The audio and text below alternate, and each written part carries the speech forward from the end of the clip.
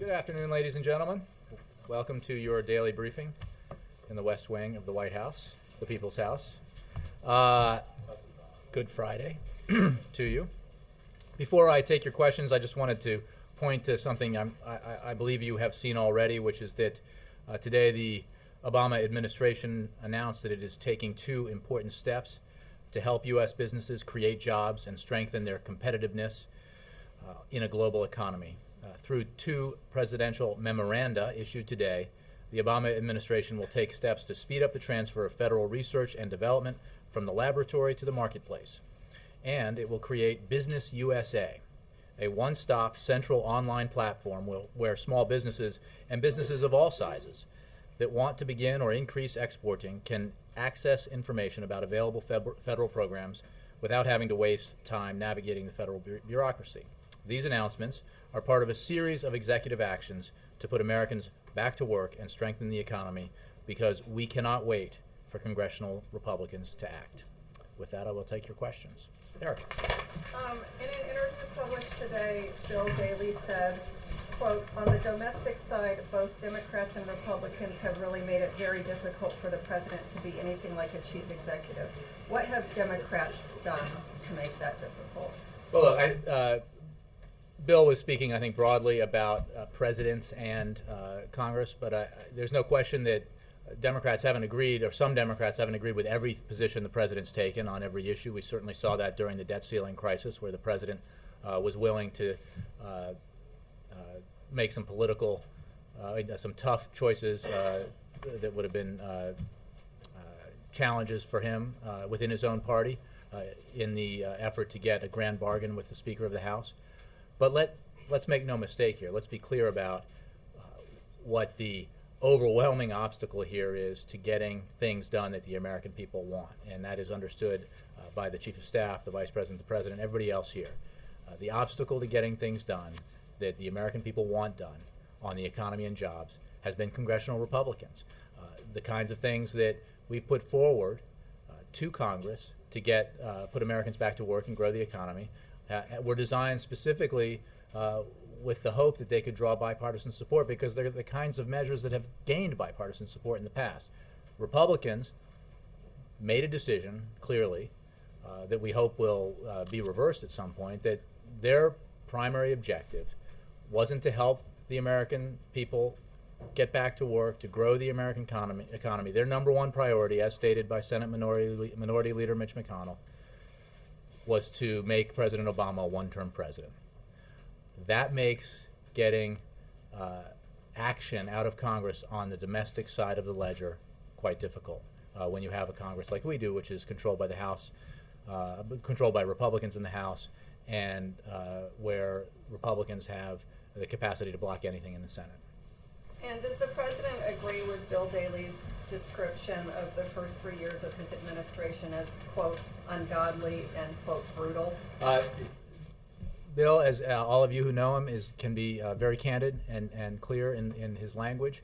There is no question that when this president took office in January of 2009, we were in an ungodly bad situation economically. The economy was in free fall. We now know that in the fourth quarter of 2008, the quarter that ended 3 weeks before he became president, the economy shrank by 9%, 8.9%, the most significant contraction of the economy since the Great Depression. We lost, because of this recession, 8 million jobs. Terrible, terrible job loss. So that was a pretty ungodly situation. And we've been this president has been taking steps, making decisions ever since he took office to try to dig us to climb out of the hole that was dug by this recession. And a lot of those decisions were tough. Some of them were unpopular at the time, but they've proven to be the right decisions. And so I think that is precisely what Mr. Daley was describing. And then on Occupy Wall Street, has the president had a chance to see the footage or get briefed on the alleged police brutality in Oakland, the injuries to an Iraq war veteran, and any reaction to that? Well, I know that he's aware of it. I don't know that he's been briefed on it. He's aware of it from news reports. As I said yesterday, it's very important that we remember that we have a long and noble tradition of free expression, free speech, and protests and demonstrations in this country. With regard to the situation in Oakland, this is a local law enforcement issue. I would note that the police are investigating that incident, so I don't really have much more to say about that in particular. Sam. Thanks, Jay. Going back to the interview, Mr. Daley's quoted as saying that the president says all the time he's surprised his approval number is above 40. What does he think it should be? I think 44 is what he said, well, precisely because of the circumstances that that this country has been in since he took office, the worst recession since the Great Depression. I mean, it bears repeating. None of us in this room, I think I can say fairly, have experienced an economy like this in our lifetimes, and that has been brutal and difficult for the American people. He's president, he's chief executive, and he's had to make a lot of difficult decisions to get the economy growing again, to stop the free fall, to put people back to work, and that's been a tough situation. So the American people are frustrated, no question about it. You see it. They're enormously frustrated with the fact that the economy is not growing fast enough, the fact that there's still a persistently high unemployment, and they're exceptionally frustrated by the unconscionable dysfunctionality of Congress that has prevented common sense solutions from passing the House, passing the Senate, and being signed into law by the president. I think that frustration is borne out in the polls. It's borne out in polls that measure the president's job approval, and it's borne out in polls that measure congressional job approval, the latest of which I think was 9% for Congress. So that's what he's talking about. Staying on that, 9%, you mentioned that yesterday. Other officials have mentioned it quite a bit. Do y'all take that as evidence that the president's tour, that his push for the Jobs Act, is working? In terms of public opinion? I think other measurements that demonstrate that the American people, by substantial majority, support the provisions within the American Jobs Act show that the message about what's in the Jobs Act and why it is filled with things that the American people support, filled with things that outside economists say will grow the economy and create jobs, has been getting out. In terms of, I think that it's related in the sense that the fact that Republicans in Congress have refused to, in the House, even take it up, and in the Senate they've voted in unison against it, I'm sure contributes to their record low approval ratings. But we look more towards the positive in this sense, towards the fact that the American people support overwhelmingly both the provisions within the Jobs Act and the pay-fors. And that's the important point here that I was trying to make yesterday, too, is that what's remarkable about the situation, the Republican obstructionism when it comes to measures to create jobs and grow the economy, is they're alone. Even within their own party, they're the outliers, the Republicans in Congress, because Republicans out in the country support building roads and bridges and schools. They support putting police officers and teachers back to work. They support tax cuts for everyone who receives a paycheck. They support tax incentives for small businesses of all kinds to hire veterans. They support a payroll tax cut for employers, for small businesses, to help them grow and expand and hire. And significantly, because this is the problem, according to the Republicans, they support the pay-for. They support the means by which the president and the Democrats in Congress say this should be paid for, which is asking millionaires and billionaires, the people who have done exceptionally well in this country for the last 30 years, but even in the last 10 years, while middle-class Americans have seen their incomes flatline, to pay a little bit more, to pay their fair share. So they're completely isolated from their own supporters, their own constituents. And we think that with the effort the president's making out in the country to put forward his proposals, to demonstrate the common sense nature of the solutions he's offering, that hopefully those constituents will then make it clear to their elected representatives that they want action. They want a yes vote on the very things that will put Americans back to work and grow the economy. Yes. Reuters, did you? Yeah. Yeah. Thanks. President said in an op-ed in the Financial Times it needs to be a credible firewall for Europe's problems. I wondered if the €1 trillion package constitutes that, and whether the agreement struck this week changes the sentiment going into the G20 or not. Well, as I said yesterday, we welcome the decisions that were made, and now we look forward to a full and rapid implementation of those decisions. So, I mean, there are steps along this process that include implementation.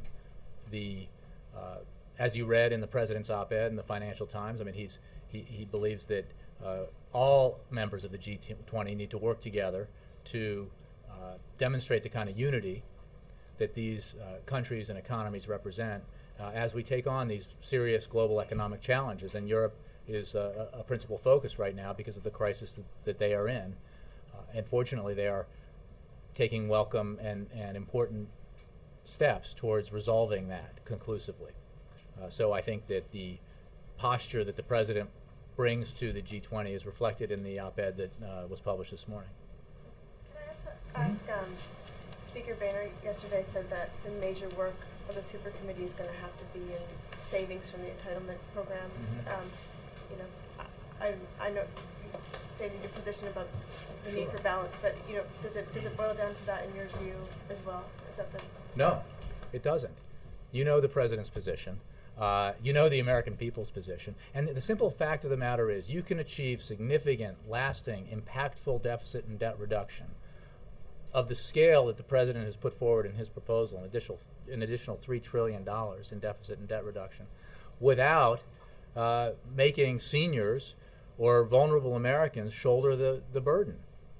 It's not fair to do that, and it's not supported by the American people. It's why the Ryan budget has garnered so little support from the American people, because that's what it asks. It says, let's not only protect the tax cuts that were put into place in the last decade that helped explode the deficit for the wealthiest Americans. Let's give them a little more. Let's give additional tax cuts to the wealthiest Americans who, as we saw in a CBO nonpartisan report this week, have seen their share of the national wealth explode compared to middle Americans, seen their wealth explode over the last 30 years.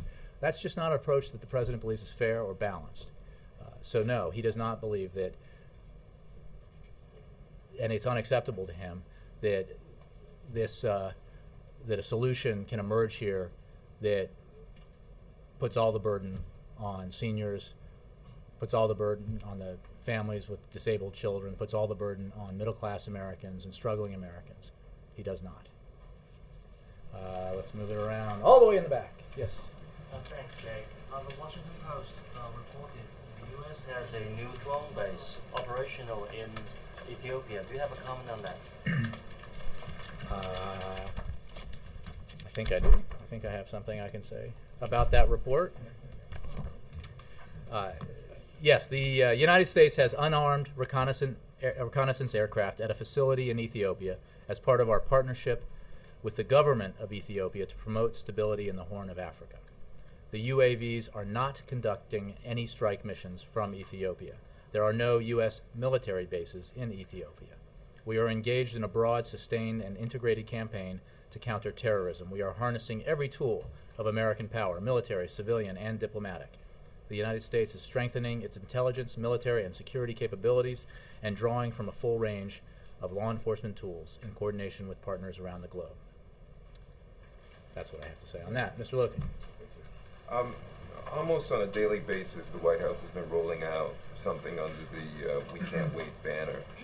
I know you've referred often to the fact that the president did a lot early on in his administration, but why did he not take such an aggressive posture from the very beginning?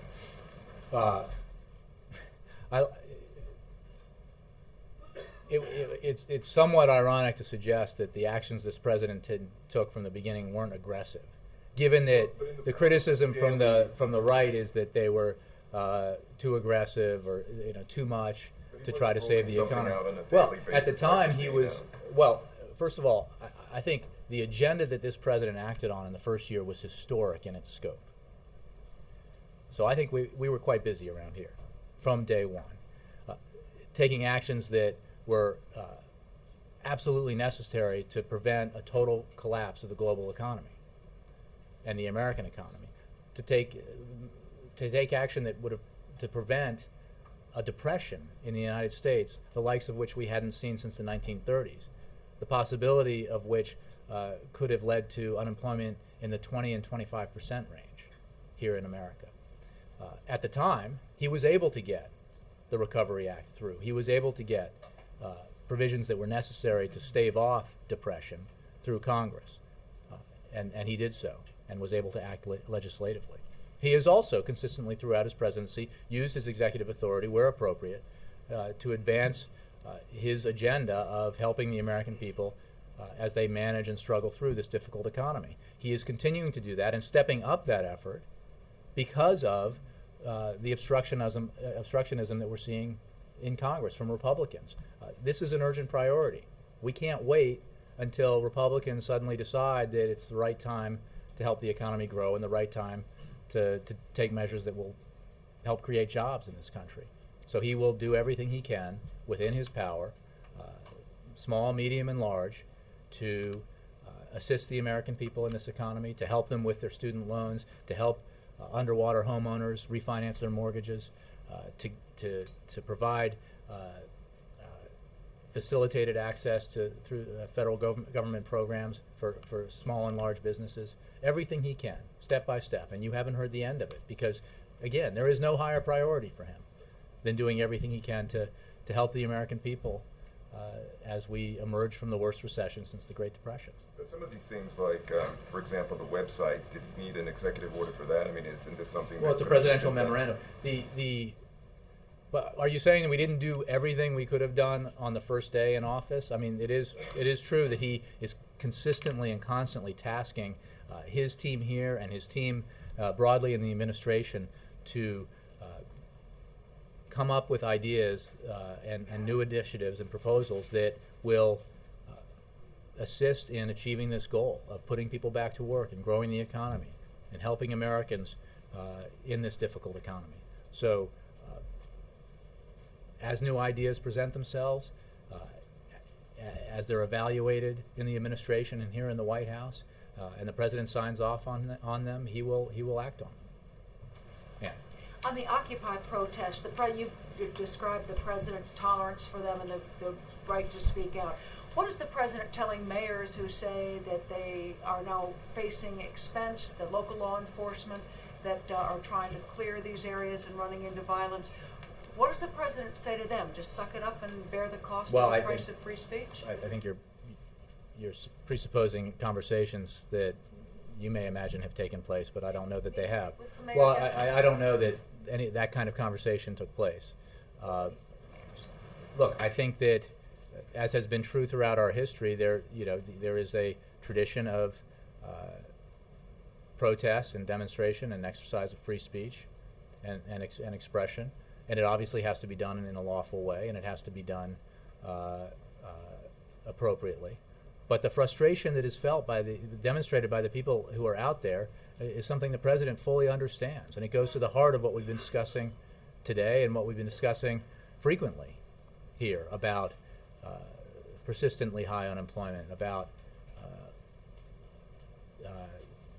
growth that's too slow, and about the dysfunctionality of Congress, the fact that Congress won't take action, that their jobs proposals largely, even if you think they're good ideas, won't have an effect for a year or two or three, if they're positive at all. And our point is the American people can't wait. It is not, the status quo at 9.1% is not acceptable. There's a tradition of civil disobedience too. Does the president think that prolonged street demonstrations or sit-ins are worth the cost, that kind of free expression, even when it burdens cities that are really strapped otherwise? Again, okay. Broadly, I mean, I'm not going to get into assessments of individual cities and how they're responding or what their cost burden is. The president has said that he understands people's frustrations. He understands that those frustrations are felt very broadly by the American people, at least those frustrations that have to do with the fact that the economy isn't strong enough, the fact that unemployment is too high, and the fact that Washington is dysfunctional because of obstructionism by Republicans in Congress. The fact that, I mean, to the extent that this has to do with Wall Street specifically, we have a situation happening in Congress now where Republicans explicitly say they seek to dismantle or water down the Wall Street reforms that the president fought hard to put into place, that are common sense answers to the problems that existed, that allowed the kind of behavior that had contributed to the worst financial crisis since the Great Depression. You know, Are local officials allowed to have frustrations too? of course they are. Yes, Ed. One of the things the Occupy Wall Street people are upset about is special interests having a lot of influence here in Washington and having their voices heard and not individuals being heard. And the New York Times has a story today about this campaign pledge the president made about lobbyists not being allowed to give money to his campaign.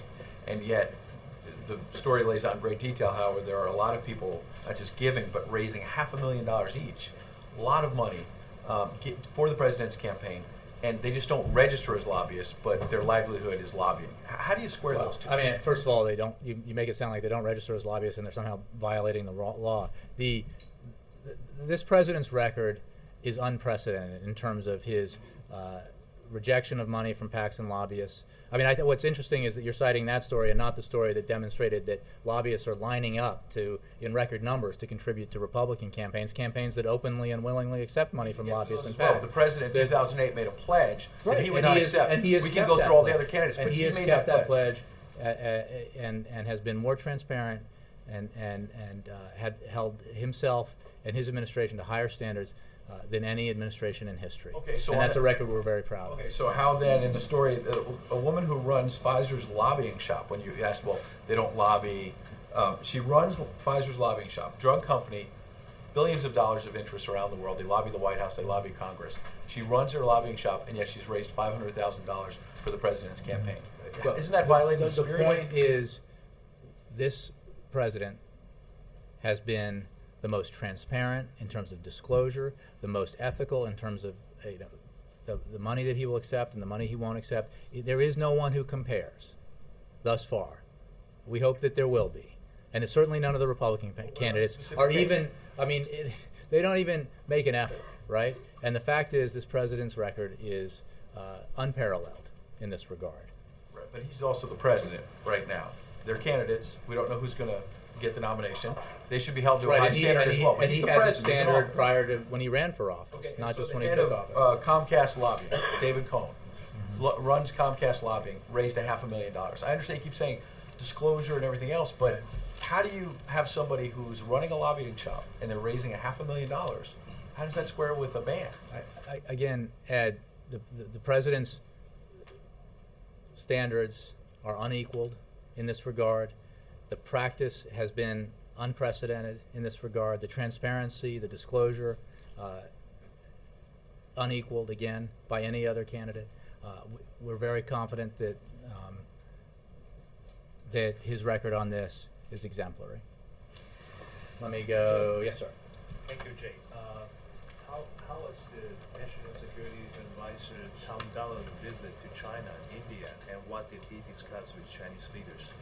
I'll have to take that question. I haven't had a chance to discuss that with him or his deputy. Laura? I just want to follow up on Erica's first question to make sure I understood what you said in terms of the part of the Bill Daley interview when he said that there's both Republicans and Democrats who have been problematic. That Democrats who he's referring to were from the criticism from the left during the grand bargain negotiations. My point broadly was No, I know what your I'm not point going to broadly parse, was, but I I'm want to not know gonna what your parse his specific words. point was. I'm not going to parse his words. And the point is clear that, Well, as you that's guys have Erica. reported, that there have been times when not every Democrat on Capitol Hill has agreed with the position the president has taken, and that was true most recently during the debt ceiling negotiations. Although in the end, as you know, this president had worked with the Democratic leaders in both the House and the Senate, and had the Speaker of the House been willing to go forward with a grand bargain that was balanced and fair, we could have achieved something quite significant and historic for this economy. And Democrats were willing to go along with it. Not everyone, no question, not everyone. A lot of Democrats would not have, but we would have been able to deliver enough Democrats to get this done had the Speaker not backed out. Okay, so but there's no question there hasn't been, that this president is making decisions based on what he thinks is right for all of the American people. It hasn't always been, in every case, supported by every member of the Democratic Party in the Congress. But what I can say is that this president understands well that Democrats in the House and Congress have been his allies when it comes to the number one priority that the American people have, which is growing the economy and creating jobs. And in the House and the Senate, Leader Pelosi, Leader Reid have been terrific allies in trying to get this Jobs Act through, and terrific allies in getting all of the important measures that this president has pushed for and gotten done in Congress in the nearly 3 years that he's been president. Did you talk to Bill Daley before? I talk to Bill Daley every day, every morning. About this interview in preparation, so for these questions. I talked to him today, as I do every morning. Yeah. Why on the announcements today regarding the executive memoranda, why was it necessary for the president to issue a memoranda to create a website? I can give you more detail on that. You have to initiate action. You write a presidential memoranda, and it happens. I'm not sure, Mike. The point I made clear is that he will take every action he can within his power, and to order that action taken, in this case, required a presidential memorandum. And we're not arguing that there's a silver bullet measure in here that's sweepingly going to rectify all the challenges we face in the economy. In fact, some of them will be very narrow. Some of them will be substantial. Some of them, especially the legislative ones, could add up to 2% growth to the economy next year and up to 1.9 million jobs, according to outside independent economists. So specifically, you're talking I'm about talking the about executive the actions actions? he's taken. No, I'm talking about the American Jobs Act. I said legislative. So if your point is that some measures are small and some measures are, mid-size or large, point taken and accepted. Do you have an estimate of the impact on the economy or jobs that some of these actions are going to be taken, specifically the ones today? I don't have a numerical estimate for you, no. But we know that in the case of the business-oriented options, that these are the kinds of things that small businesses and large businesses very much support and believe will have a very positive impact on what they do. Okay, and I have one other question. It's sort of a dramatic change of subject. But Condoleezza Rice just published a book, and in it she outlined some very tense negotiations in the last days of the previous administration. And according to her, the Prime Minister of Israel put on the table a map outlining a Palestinian state and how it would relate to the Israeli borders and so forth. And there's been some criticism since it was published that the current administration, the Obama administration, when it came in, ignored that, did not try to build on that. And as a result of that, the peace process is largely on life support at this point. And I'm wondering if you would take issue with that. That criticism is preposterous. This president's commitment to and focus on doing everything the United States of America can to bring the two parties together, facilitate the peace process, I think has been well documented. The fact that this is a challenge, I mean, it's ironic because you're talking about the waning days of an 8-year presidency that also, not through lack of trying, but also did not reach a peace agreement between, or help facilitate a peace agreement between the Palestinians and the Israelis. And I will think we can give them the benefit of the doubt and say that this is a hard task, and it has been a hard task for many, many years now. This president's focus on it has been intense, and his commitment to it has been intense because he believes that it is in the best interest of Israelis and Palestinians to find a two-state solution that gives the Palestinians the sovereignty that they deserve and the Israelis the security that they deserve. Bill. Jay, could you give us a quick readout of next week? Bill, I'll do that at the end of the briefing, and I'm sure I'll forget, and somebody will say, "Hey, a week ahead." Well, yeah. not the most serious serious topic, but the president with Jay Leno the other night, Halloween is Monday, and he said that he and the First Lady have this difference over whether they give out fruit and raisins or candy. Have they reached an agreement? So if there are eggs on the house come 9 p.m. Monday, you'll know what they were handing out? I'm going to be outside with the eggs. Yeah. Any candy this year? I have to check. I'm sure there will be. All the way in the back, yeah. And then Cheryl, yeah. Thank you, Jay. Yesterday and today, you said that the president gets his information on the Occupy movements from the news media. But on the other side of that, on the other side of that, has he, as a result? I mean, my point is that this is not like secret intelligence stuff like he gets in the presidential. Like this is, it's all out there. Yeah. But as a result of what he's seeing, has he instructed anyone, whether it be DHS or anyone else, to sort of reach out and liaise or work with or advise in any way any local or state law enforcement on how to deal with these protests? Not that I'm aware of. No. Yeah. Jay, at the G20 next week, And then Cheryl. how aggressively will the president pursue reform in China's currency? How much support does he have for that among the other G20 nations? And is there a concern about possible retaliation or repercussions from China? I don't have a lot new for you on that. You know our position that and we've stated it clearly both publicly and to the Chinese that while there has been progress made on this issue, that the currency still remains undervalued, and we continue to work on that issue. I don't really have much information to impart about how that fits into the G20 agenda. I think primarily, as you know, as we've been talking about a lot in the days leading up to the G20, the focus has been on Europe and its crisis and the steps that it needs to take and has taken in recent days towards resolving that crisis conclusively. And now we look forward to the implementation of that. I think that will still be a primary focus of the G20 in France. Cheryl. That answers part of my question, but I'm wondering if the White House has gotten any more details about the Eurozone agreement, or are you pushing to get more details ahead of the G20? I think we have great communication with our European allies and friends and partners. We have extreme and regular communication at the level of the Secretary of the Treasury and Treasury Department officials with their counterparts. So I think we're certainly getting the information that we need, but I don't have any more detail on that for you. You might go to Treasury. Just one. Roger. Yeah, same topic. I was wondering, has the president called Chancellor Merkel or Mr. Sarkozy to offer any congratulations or anything? I don't have any. I'm not aware of any calls to the Chancellor or the President. As you know, they did have a conference call, those two with the President plus the Prime Minister last week, but I'm not aware of any calls today, or don't have any calls of this week. Again, I don't have any to read out or preview. All right, and on a related, not a different subject, Capitol Hill, the super committee. Mr. Boehner and Pelosi seem to show some flexibility in some of their statements that they made yesterday. Boehner saying that he could close loopholes in exchange for a reduction in some of the social programs. And Pelosi saying that she wouldn't at least shut the door on revising the formula for Social Security COLAs. And both saying that the super committee, it's imperative that they get an agreement by November 23rd.